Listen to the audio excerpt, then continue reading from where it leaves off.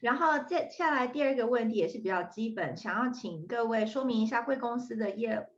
销售流程，所以可以跟我们简单的定义一下的销售流程，然后比如说怎么从找潜在客户一直到qualify 你的 lead。然后做拜访客户，一直到签合约这样子的流程，给我们可以帮我们说明一下，然后通常是花多少时间这样？那Elsa 可以麻烦你好，开始。嗯，好，我先说一下，就是我们公司的产品是纸制品，然后它就是一个很大材质的东西。那其实大家很难想象，就是你们家就是大家现在去便利商店买啊，你可能看到卫生棉品牌有50种然后15种之类的，然后你就有好多很多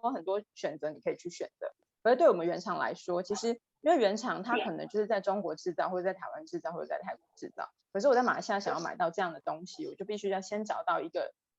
代理商，他愿意做进口。那就是每一个国家，它每个国家的法规是不一样的。那有一些，比如以成人纸尿裤来说好了，它在东南亚其实大部分的国家含台湾，它都是就是它都是 Food and Drug 在 Under FDA 的 Food and Drug 的那个 certification 下面才可以有的。所以其实你在进口之前，你是必须要去做license 的那个 application， 然后你要先确认这个产品它是legally 它是可以被做进口。对，那所以就是我们会先就是这东西就是然后你做了一次之后，它不是一个 one time 的 job， 它其实就是像以一般用户来说，我们今天买一个产品，我可能会一直不停持续的去买这个同样的产品，所以它这个进口的东西，它就是必须要重复不停的购买，所以我们的关系建立是非常重要的。所以我们在看我们在 FMCG 这个产业来说。第一最重要，如果要做进口的话，最重要的事情是你要确认这个公司的金流跟物流是没有问题的，它必须要是一个可以进口的厂商。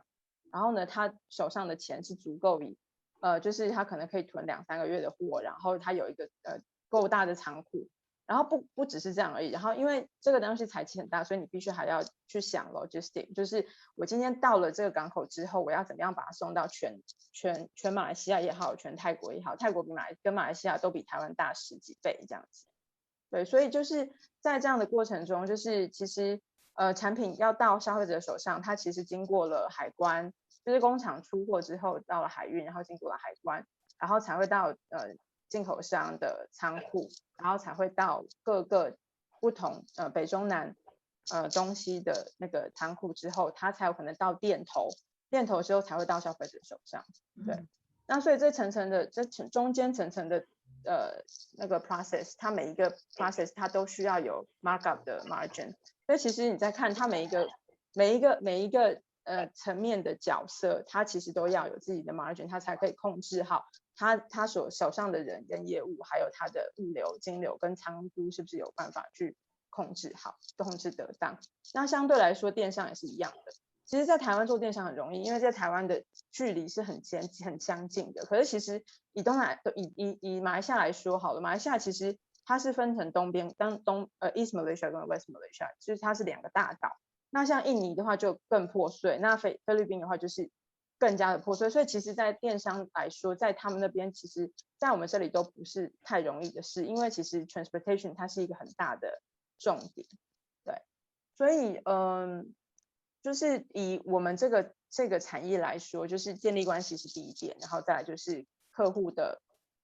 金流物流的能力，这是第2点。然后我们通常一开始谈好 terms and condition 之后，它就是一个3年以上的规划。因为你今天像我这个品牌是我到这里之后，因为其实我去马来西亚大概住5年，那我是在5年前我们才把这个品牌带进来的，那就是从零开始做起，然后做到现在大概是6到7% 的市占率。